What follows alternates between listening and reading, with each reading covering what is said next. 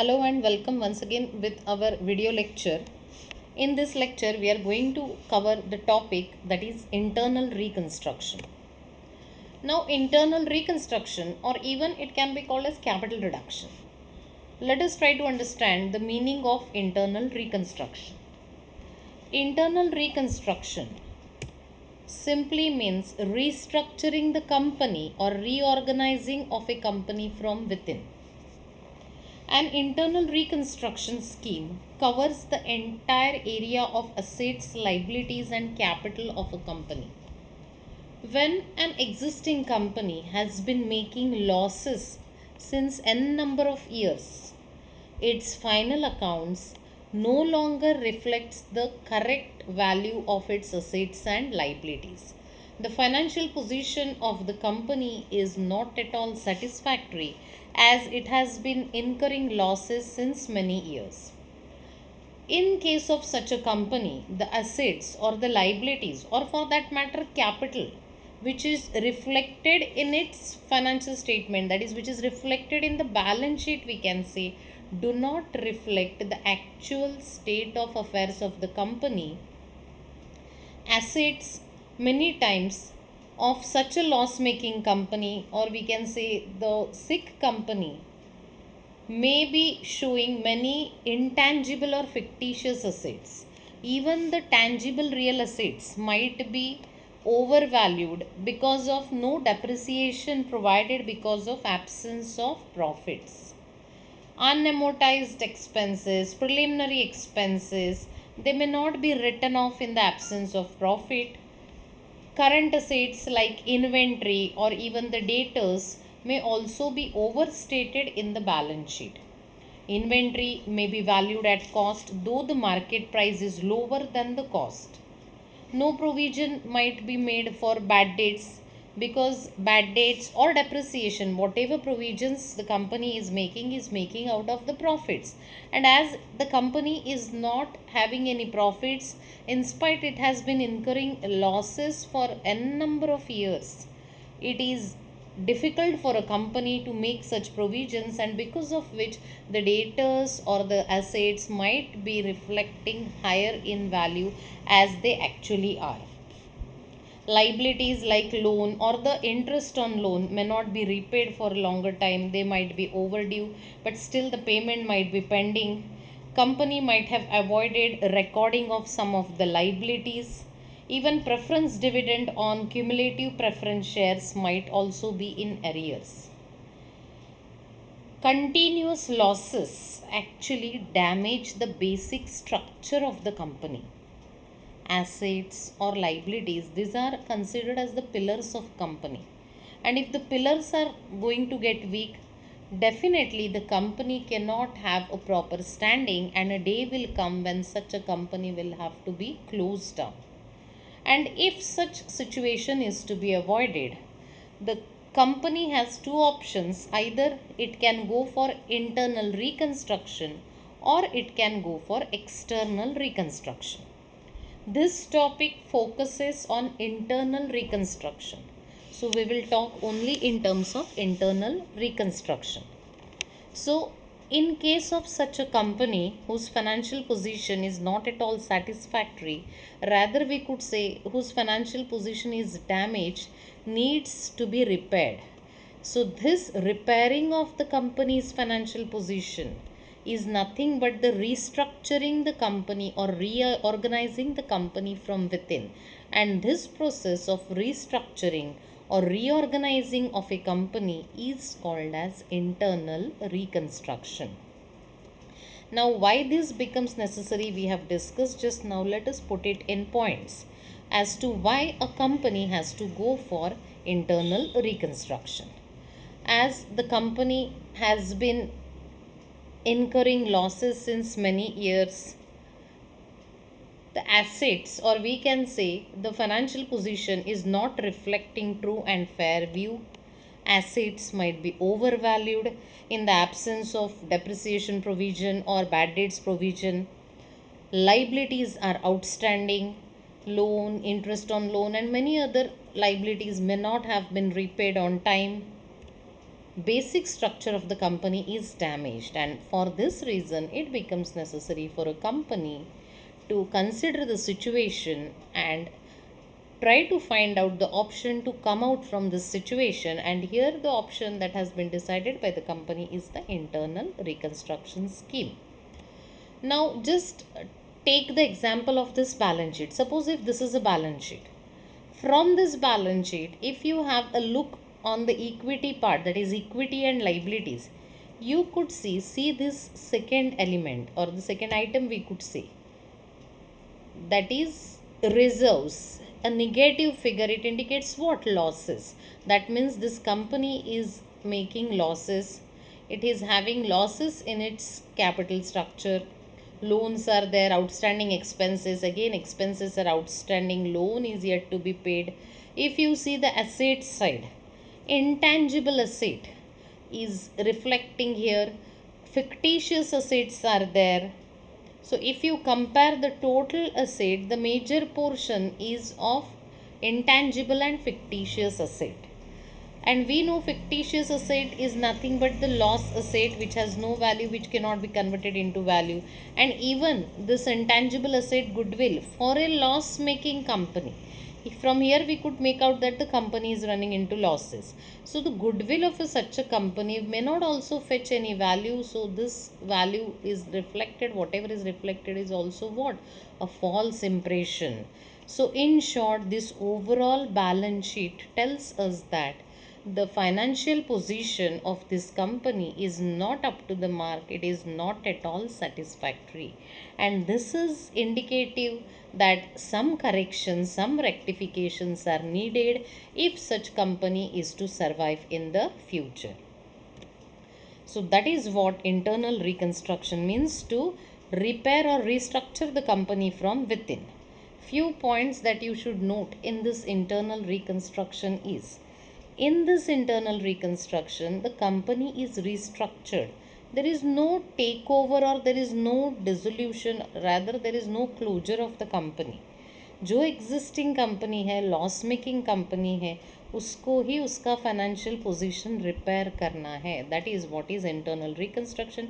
So certain points that are to be noted here is, there is no liquidation, there is no closing down of the company, there is no takeover of the company by any other company. यहाँ पे कुछ भी take over नहीं होता है. ये सिक company, loss making company का कोई भी दूसरा कंपनी टेक ओवर नहीं करता है in internal reconstruction. No new formation, no new company is formed. Whatever existing company is there, that is only restructured or repaired. So there is no new formation in case of internal reconstruction. The purpose of this internal reconstruction, or what we can say the objective of this internal reconstruction, is to rectify the assets and liabilities by writing off losses and reducing certain claims. So what is the main reason for internal reconstruction? Is to rectify the pillars of the company, that is to rectify the assets and liabilities of the company. Now this internal reconstruction is done as per section 66 of the Companies Act 2013. Internal reconstruction scheme, if any company wants to implement the scheme, it requires the agreement of all the concerned parties, that is the shareholders, the debenture holders, the creditors, even the registrar and SEBI. All these parties' approval agreement is necessary if the scheme is to be implemented. And finally, to implement it, actually it requires the approval of NCLT. NCLT stands for what? National Company Law Tribunal. So these are few points that you should fix it in your mind regarding internal reconstruction. What is that? There is no liquidation in case of internal reconstruction. There is no takeover of company by any other company. There is no new formation. No new company is formed. Whatever existing company is there, it is only restructured or repaired. And the purpose is to rectify the assets and liabilities by writing off losses and reducing certain claims. And this internal reconstruction is dealt with by section 66 of the Companies Act. For carrying out the scheme of internal reconstruction, the shareholders, the debenture holders, and the creditors must agree for such scheme. Then it requires approval of the registrar SEBI as well as the approval of what? National Company Law Tribunal. So these points are important so far as your objective questions are concerned. Now coming to the next part, that is methods of internal reconstruction. Now, what are the methods of internal reconstruction that we are going to discuss in this? The very first method we will cover in this video, and the other methods will be covered in our next video lecture. So, the first method by which a company can go for internal reconstruction could be alteration of share capital. Now, this is the method by which a company can go for internal reconstruction. Alteration of share capital is done as per section 61. Now, this includes these few things, or we can say few points. Increase in share capital. How this alteration of share capital can be done? Either by increasing the share capital. The company can issue some more shares and increase its share capital. So by issuing new shares, company can increase the existing share capital. So this is one of the ways by which company can alter its share capital. Then we have consolidation and subdivision. This we will discuss later on after completing these 2 points, that is converting into stock and cancelling unissued shares. Because these two things, that is consolidation and subdivision, is going to be very important from the point of view of your exam. So increase in share capital means what? Issuing additional shares to increase the existing share capital. Converting into stock, the shares might be converted into equity stock. So this is also one of the ways by which company can do alteration of share capital. And then company can even cancel the unissued shares. Many times company does not issues the entire share capital that it has been authorized. It might issue only some of the shares, and whatever shares are unissued, those shares company can cancel in the process of this internal reconstruction. That is what is meant by cancelling unissued shares. Now coming to these two important concepts, that is consolidation and subdivision. Now what is this consolidation of share capital, or what happens in consolidation? Consolidation of share capital is nothing but the process in which the shares of larger denomination, or rather we can say the shares are converted into larger denomination instead of smaller denomination. So here a share of smaller denomination is converted into a share of larger denomination. Now let us try to understand what actually happens in this consolidation. Suppose if there are 10,000 equity shares of rupees 10 each. So 10,000 equity shares of rupees 10 each face value, that makes the capital 1 lakh. If these shares are to be consolidated, right now it is each share is of 10 rupees, it is to be consolidated into larger number. Smaller denomination share is to be converted into larger number. So 100 rupees per share, 10 rupees share we have converted to rupees 100. In this case what happens? Face value which was 10 rupees earlier, now it has been increased to rupees 100. So when the face value is increased, the number of shares get reduced, whereas the share capital remains, that is the amount remains the same. There is no change in the amount of capital. What changes is the number of shares and the face value of shares. This is what we can call as consolidation, in which shares of smaller denomination are converted into shares of larger denomination, in which the number of shares decreases because of consolidation, but there is no change in the amount of capital. That is what you should remember. See what has happened in consolidation. This is before consolidation and this is after consolidation of capital. 10,000 equity shares of rupees 10 were there.